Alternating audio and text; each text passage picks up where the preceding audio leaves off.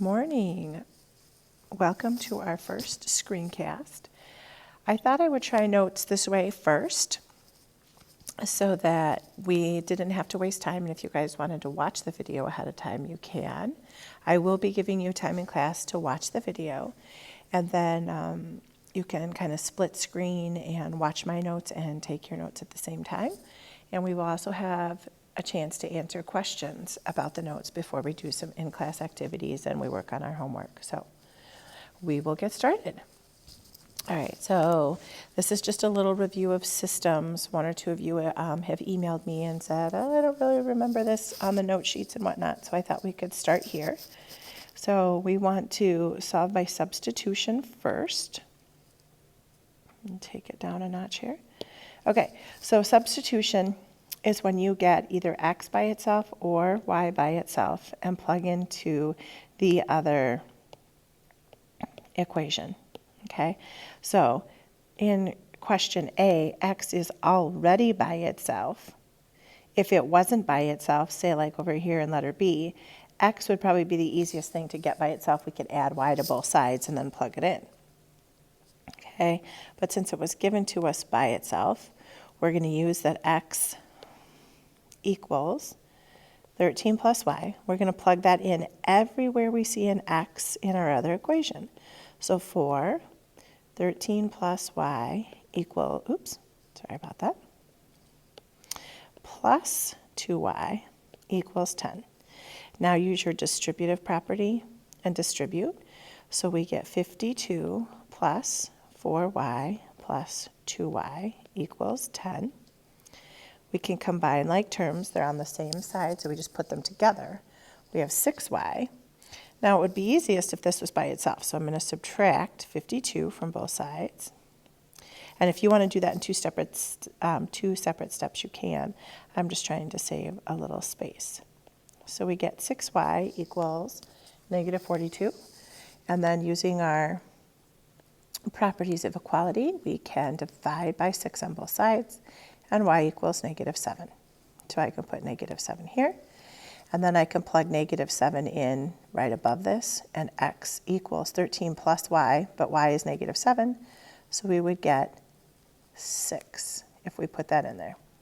So then my answer would be 6, negative 7, or if you think about this as an xy, like that, okay? So 6xy.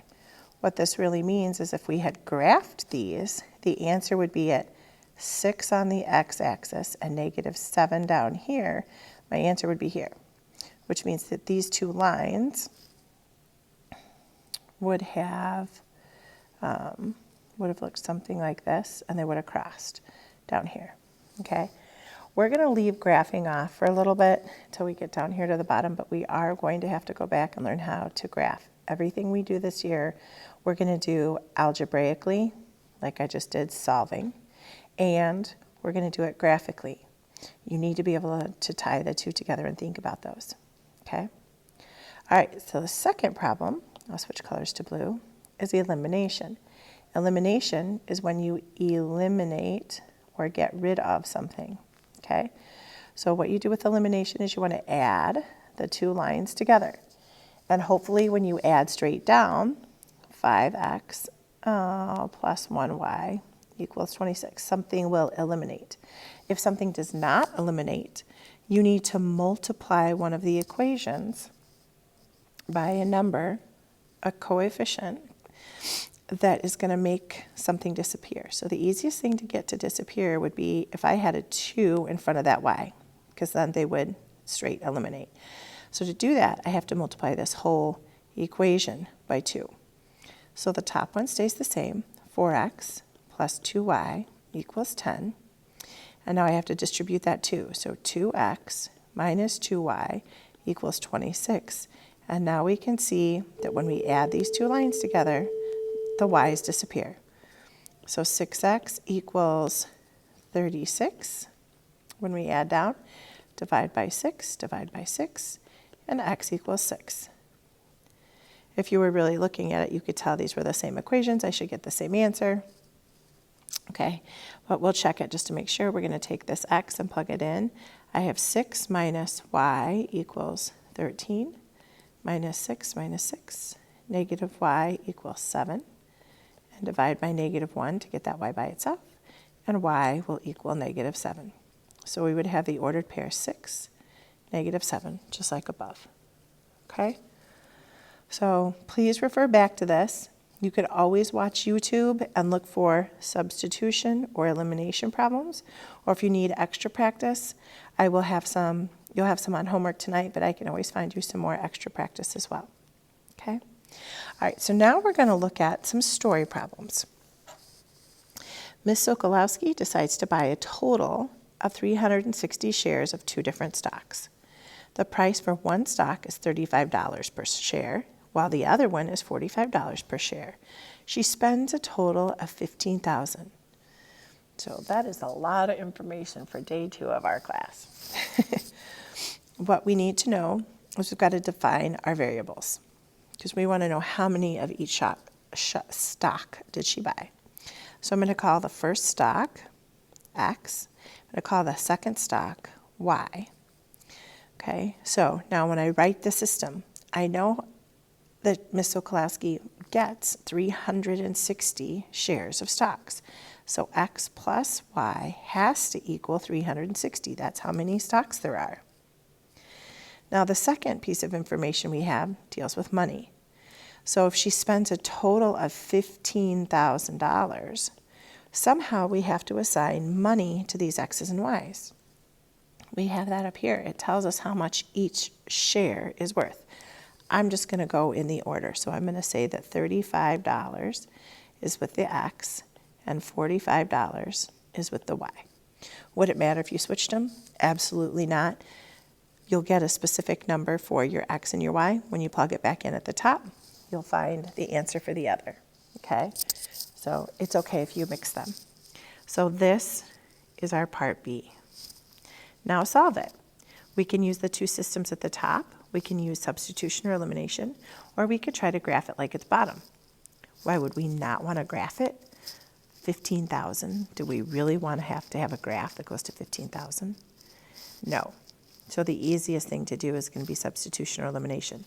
I will show you later how to put this in your TI calculator if you have one. If you have not gotten your Texas Instrument 83 or higher, like an 83 plus, an 84, an 84 plus, an 84 color. You need to get one of those because your life's going to be way easier. If you absolutely can't, you can talk to Miss Julie Hansen in the library. We'll talk about that as well. They can lend you one. Or you can use Desmos, but the problem is going to be using Desmos on your quizzes and tests or on a standardized test like the SAT will not be allowed. You can use them for parts of your quiz and test, but not all of them. So it would be better if you have one of these Texas Instrument, not Casio. Do not get Casio. I don't know how to work the buttons, and it's a way different system. Okay? All right, so we're going to stay away from the graphing for now, and we're going to use one of the above methods. These numbers are pretty big. I don't want to have to multiply. If I add these together and try to use elimination, I'm going to need a 35, or actually a negative 35 in front of the X, or a negative 45 in front of my Y, which means I have to multiply 360 by one of those. That's yucky. So I'm going to take the X plus Y equals 360, and I'm going to get one of those by itself. Doesn't really matter. I'm going to get the Y by itself. Okay, so I'm going to move the X by itself. I'm moving the Y. So X equals, go way up there, 360 minus Y. Now I can plug that in. So I have 35 times 360. Well, I was going to have to multiply that anyway, but one last time. Okay, plus 45y equals 15,000. I'm going to leave off the money signs for now. We know it's money. I'm going to erase this part for the minute. You can always go back in the notes and pause it and see it, but I need the space. Okay, so now you can multiply those. You can get out a calculator if you need to. I'm going to cheat and get a calculator out. I don't want to have to do that by hand, and make the arithmetic error. Okay, so 35 times 360 is 12,600. Oops, get rid of that last one. Minus 35y plus, so I distributed only to these two pieces. Now I have this next one, plus 45y equals 15,000. So I can combine these, they're on the same side, but one's positive, one negative. So when I put those together, I get 10y. And now I'm going to subtract the 12,600 from both sides. So I need to do that in my calculator. 15,000 minus 12,600. And we get 2,400. 2,400. Divide by 10. And we get y equals 240 stocks. Now, does that make sense? Is that less than the total we were supposed to get? Yes, 360. Okay, so now I have x plus 240 equals 360. If I subtract 240 from both sides, we get x equals 120. So I have 120 stocks that cost $35. Oops, ran out of room there. $35. And I have 240 stocks of the kind that cost $45. I know that was a lot for today. Okay, we're going to keep practicing these. We're going to keep doing them. We're going to work on them. So don't get all crazy yet. All right, now we need to practice our graphing. I'm going to scroll down to the next page and just practice, give us a little bit more information on a graph, just in case we don't remember. Remember that this is always your x-axis and this is your y-axis. We always go, these are our positive x's, these are our negative x's. These are our positive y's. These are our negative y values. When we have an equation like y equals 2/3 x minus 4, this minus 4 at the end is called the y-intercept, and that means where it touches the y-axis. So you always want to start there. That's our start point when we're graphing. So I want to go down here to -4. The number in front of our x is our slope, and slope is always rise. So if it's positive, it goes up. If it's negative, it goes down. Over run. You always run to the right. So rise, run, right. Okay? So from our starting point of -4, we're going to go up 1, 2. Maybe I should use a different color so we can see that. Go up 1, 2, and then over 1, 2, 3. That would be the next point on my graph. Then I can go up 1, 2 more, and then I'm going to go over 1, 2, 3. I would touch there. So here would be my line. Okay? When we have two lines, we can figure out the intersection where they touch, and that's the answer for both of them. So we don't have to do substitution or elimination. This is only easier when the numbers are small and it fits on a nice graph. Okay? So I can review another one of these in class if you need. I'm going to go up and we're going to do one on a graph. So you've got lots more to practice there. Okay, so on this graph A, I'm going to do the bottom one first because the bottom one is already in that y equals order for me, so it will be easier. Okay, so I'm going to start at +3. Then my slope is -1/3, so go down 1 over 1, 2, 3. Always rise or fall with the top number. And then run is always to the right. The bottom is always to the right. And then go down 1 over 1, 2, 3 again. I've run out of graph, so now I could go up 1, back 1, 2, 3, up 1, back 1, 2, 3, and then I can connect this line. Now I want to get the other equation into y equals order, so I can tell where to graph that, and I can figure out where they touch. So I'm going to subtract x from both sides. So I have 2y equals 4 minus x. Divide by negative 2. So y equals 4 over negative 2 is negative 2. Check in your calculator if you don't believe me. Negative over negative makes that a positive. 2 is on bottom. There's really a 1x over 2. It's 1/2 x. Okay? You need that fraction with your x to tell you your slope. Okay? The problem I did down below had the number by itself in place where 1 over 1x over 2 is. It doesn't matter which order these two pieces come in. This one is the y-intercept. It does not have an x. The piece with the x is always your slope. Okay? So you have to understand that they're not always going to be in the right order. So now I'm going to start at negative 2 and go up 1. It's a positive 1 and over 2. So go up 1 over 2, up 1 over 2. That's where they meet. So my answer is at 6 on the x-axis and 1 on the y-axis, or the ordered pair. So I have 6, 1 is where they touch. Okay? So these touch, it has an answer. This next one, we were nice, and this equation is exactly the same as this top one. So we don't have to solve this. So again, we know this is going to be y equals. I'm going to rewrite it in the order that you're used to seeing it. The slope first, and then the y-intercept. Okay, so since it's the same, I'm going to graph it in purple again. Start at negative 2, go up 1 over 2, up 1 over 2, up 1 over 2. I can go down 1 backwards 2, down 1 backwards 2. You should always take it until it hits two sides of the graph, whether that's left and right, or one that's on the left and one that's at the top or the bottom, but it should always touch two sides of the edge of the graph. Okay, so now I will graph the bottom one.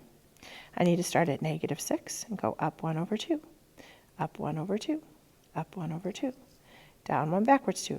So now I've hit the bottom of the graph. Oh, nuts. Did I do something wrong? I didn't.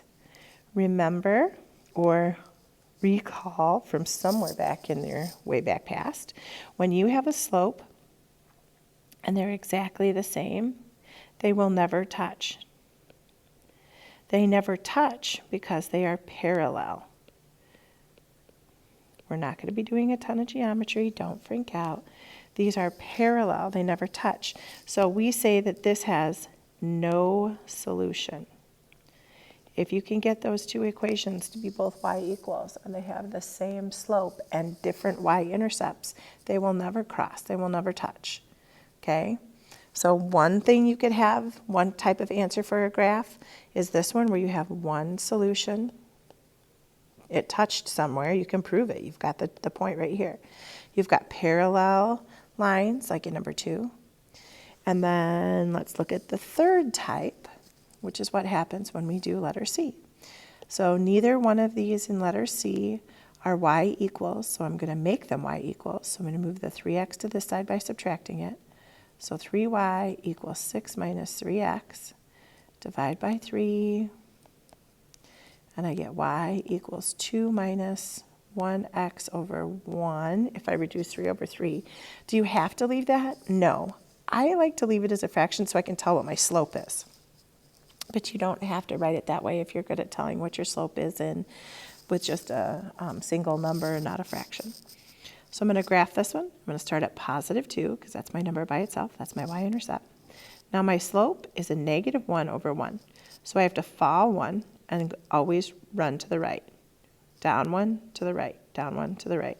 So I get something that looks like this. And I really should continue it up. But this video is starting to go long, and I think I'm losing some of you. You're probably getting bored by now. So, all right, now let's do this one. So I'm going to do this work a little bit down here. So I'm going to move the 4x to the other side. So I have 4y equals 8 minus 4x. I just subtracted it from both sides. Divide by 4.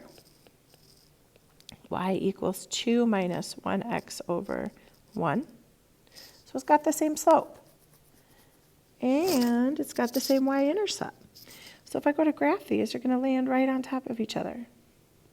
So this one, when you get the exact same line again, that means that every single point matches up. This one has infinitely many solutions, or they are the same line. If they're the same line, you say that there's infinitely many solutions. Everything is going to be a solution, okay? All right. So then you have some graphs down here, some more problems on the second page that you can solve. I am going to give you the answers to these tomorrow. I'm not going to do these ones right or in a couple minutes, not tomorrow. I'm going to let you guys get into some breakout groups, and I'm going to let you work on these 4. Okay?